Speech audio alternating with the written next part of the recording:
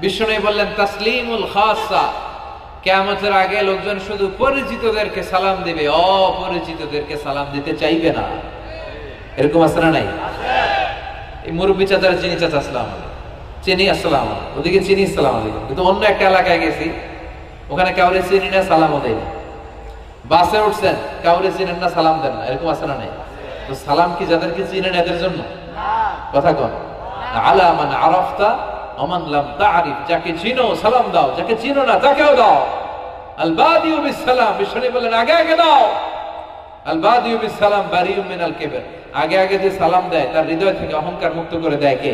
আল্লাহ। অহংকার মুক্ত হওয়ার দরকার আছে না নাই? যার হৃদয়ে যারা পরিমাণ অহংকার থাকবে সে জান্নাতে প্রবেশ করতে পারবে? কথা বলেন। এজন্য আমরা আগে আগে সালাম দেব। দুই ঘরের ভাইয়েরা, ছোটরা বড়দেরকে দিব, বড়রা ছোটদেরকে দিব, হাজবেন্ড ওয়াইফকে দিব, ওয়াইফ হাজবেন্ডকে দিব। রাজি আছেন তো? আজকে যারা স্বামী যারা আসছেন, বাড়িতে যেই ভাবির আগে সালাম দিবেন। রাজি আছেন?